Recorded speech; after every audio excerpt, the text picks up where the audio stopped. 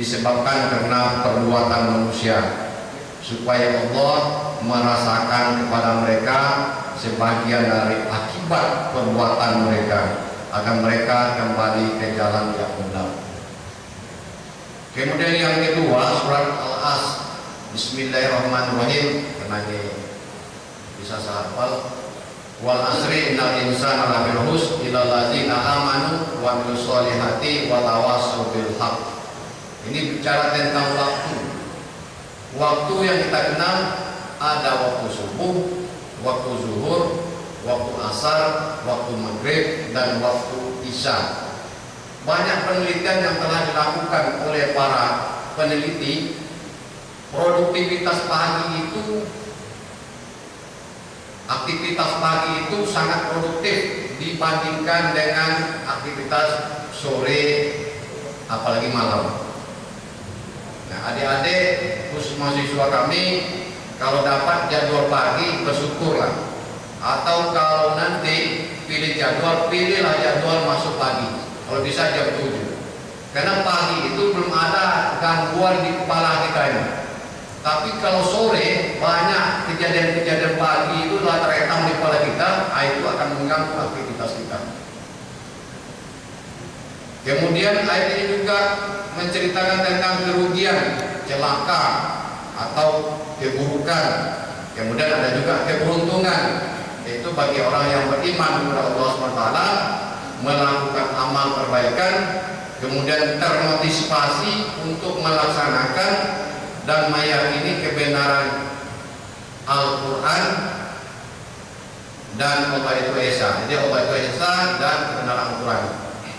Kemudian kesabaran dan ketaatan dalam menghindari atau menjauhi diri dari yang diharamkan oleh Allah Subhanahu wa taala. Kemudian kita baca lagi surat Al-Ra'd ayat 11. Sesungguhnya Allah tidak akan mengubah keadaan suatu kaum sampai mereka mau mengubah apa yang ada pada diri mereka sendiri. Kemudian surat Anfal. Dulu saya dikritik Pak Asro, benar-benar baca katanya. Ali Imran terbaca Ali Amran. Ya, terima kasih. Tidak apa-apa, karena ini kita mesti belajar terus. Ya, surat Al-Anfal ayat 60. Kaum muslimin mesti merencanakan dan mempersiapkan berbagai kekuatan, baik berupa perencanaan dalam keislaman yang kokoh maupun dalam perencanaan fisik, yaitu material.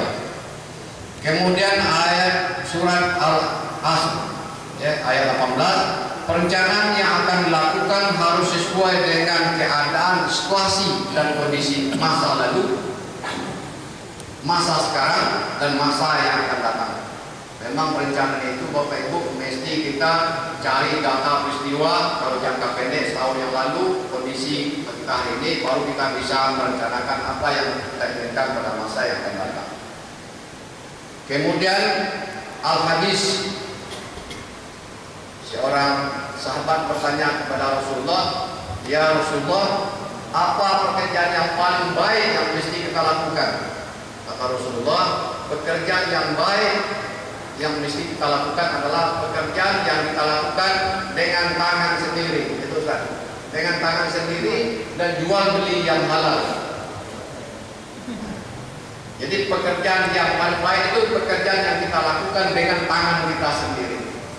Kemudian Al-Hadis, tangan di bawah, tangan di atas lebih baik dari tangan di bawah. Tidak mungkin ini bisa kita dapatkan kalau kita tidak melakukan perencanaan yang baik. Kemudian Al-Hadis yang perlu kita perhatikan 5 hal katanya. Muda sebelum tua, muda sebelum tua. Kemudian sehat sebelum sakit, kaya sebelum miskin, hidup sebelum mati, masa luang sebelum datangnya masa sempit. Saya dapat pencerahan dari kawan, katanya masing-masing kita ini punya energi Pak Firdaus. Jadi kalau kita punya energi selama hidup kita itu 100 cc, kalau masih waktu mudanya, maksud anak-anak kami ada di mahasiswa, waktu mudamu, waktu muda kita sudah habis 40 cc, 60 cc, tinggal lagi umur 40 ke atas itu 40 cc. Ada harapan nanti ada masalah sedikit, stres, stop. Karena energinya sedikit lagi. Nah, gitu ya. Nah, ini kita gunakan energi kita ini dengan sebaik-baiknya untuk hal-hal yang bermanfaat. Bapak Ibu, soiman yang saya hormati, apa itu perencanaan? Perencanaan adalah sesuatu yang kita tetapkan terlebih dahulu untuk mencapai apa yang kita inginkan. Mengapa setiap aktivitas kita, setiap usaha kita diperlukan perencanaan? Jawabannya, untuk mendapatkan keselamatan dan kebahagiaan dunia akhirat itu merupakan pekerjaan besar Bapak Ibu. Saya duduk di sini mungkin ada nilainya hablumillah, kemudian ada hablumnas, itu melibatkan banyak orang itu. Ada yang angkat ini, ada yang berkotor. Ya. Untuk kegiatan hablumnas, hablumillah itu melibatkan banyak orang. Tidak mungkin tanpa perencanaan itu bisa kita jalankan. Yang kedua, keinginan kita, nafsu kita tidak ada berhenti pada satu titik. Sahabat rektor dulu punya cita-cita selesai S3 itu sudahlah, itu Pak Rektor. Tetapi setelah S3 ingin jadi guru besar seperti Pak Rektor. Terus ada itu. Nah mungkin itu kita bisa raih tanpa melakukan perencanaan yang baik. Kemudian waktu yang berlalu tidak mungkin dapat kita raih, kita perbaharui. Jadi waktu yang lalu itu tidak mungkin kita perbaharui. Orang yang menghargai hari ini adalah orang yang menghargai masa depan. Bahkan apa yang kita nikmati hari ini, karena kita menghargai waktu masa lalu, apa yang kita buat masa lalu, itulah yang kita nikmati hari ini. Adik-adik mahasiswa, kalau Anda pinter nanti hari ini misalnya bahasa Inggrisnya oke, bahasa Arabnya oke, IT-nya oke, itu akan Anda nikmati nanti pada masa yang akan datang. Kemudian kenapa kita lakukan perencanaan ini? Karena agar semua aktivitas kita bisa lebih rasional, lebih efisien, lebih efektif, dan lebih produktif. Kenapa? Karena kita memiliki keterbatasan sumber daya. Kalau kita tidak buat perencanaan dengan baik, semua sumber daya kita tidak akan memberikan kontribusi terhadap keberjayaan kita. Waktu kita sama, Bapak Ibu mahasiswa, waktu kita sama, 24 jam dalam satu hari, 7 hari dalam satu minggu. Tetapi kenapa orang pada hari yang sama sudah sampai ke Jepang dia? Kita masih boleh kiri, boleh kanan. Ya. Nah ini, jadi waktu bagi kita sama. Ada orang mengatakan saya kekurangan waktu, ada yang mengatakan saya kelebihan waktu. Bapak Ibu, soiman yang saya muliakan, penghulu hari adalah hari Jumat. Penghulu manusia adalah Nabi Muhammad Shallallahu Alaihi Wasallam.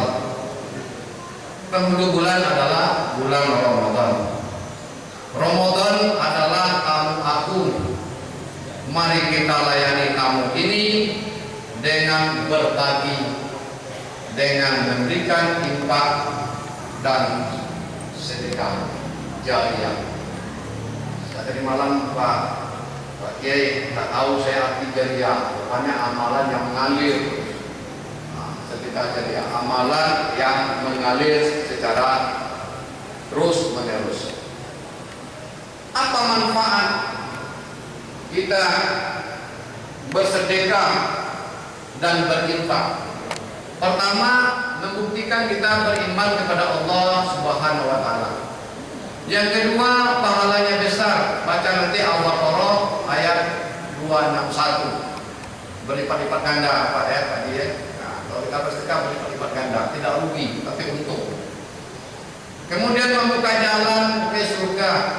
Ya nanti Ali Imran ayat 133. Kemudian membuka pintu keberuntungan.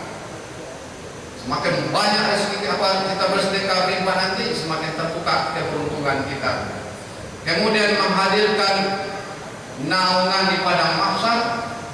Salah satu pahala dari Allah SWT, Allah Subhanahu wa taala memberikan pahala kepada mereka yang suka berinfak dan bersedekah. Kemudian menghapus dosa kita pada masa lalu dan melindungi diri dari bencana. Jadi kalau kita ingin terhindar dari bencana, kita mesti gemar bersedekah. Nabi Muhammad SAW mengingatkan kita bahwa celakalah orang-orang yang mengerjakan puasa tetapi dosanya tidak diampuni oleh Allah Subhanahu wa taala. Insya Allah ancaman ini terlepas dari kita masing-masing dengan cara salah satu adalah bersedekah. Bapak Ibu, kemarin kita mendapatkan informasi dari pengelola masjid, dari pengurus masjid, dari panitia Ramadan di masjid kita ini. Di masjid kita ini berbuka 100 orang lebih setiap sore di sini. Diperlukan air 200 kotak. Saya minta ini semua padekane 10 kotak per orang air wira itu 15.000 Ustaz ya. Nah, jadi kalau 10 kotak 150.000. 10 orang kita sudah selesai, 20 orang sudah selesai 200 kotak. Saya minta nanti padekan, ibu dekan yang tidak hadir di sini mohon disampaikan ya, masing-masing fakultas mungkin 10 kotak per rektor, dan kalau mungkin juga ya takjil memang Pak, itu 400.000 satu hari katanya.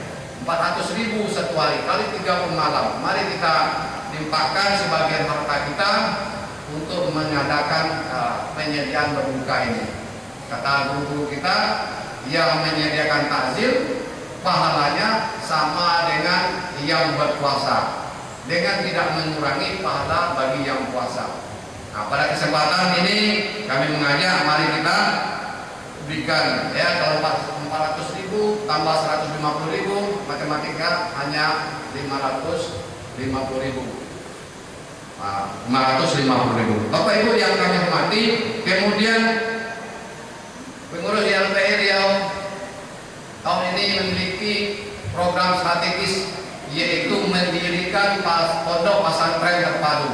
Kami tunggu juga nanti bon-bon kwitansi lunas dari Bapak Ibu, ada besi, semen, kerikil, batu bata. Silakan nanti dipersilakan ke pengurus masjid atau pengurus Yayasan Lembaga Pendidikan Islam Riau. Boleh nanti bukti lunas dari toko dari mana itu nanti membeli barang tersebut.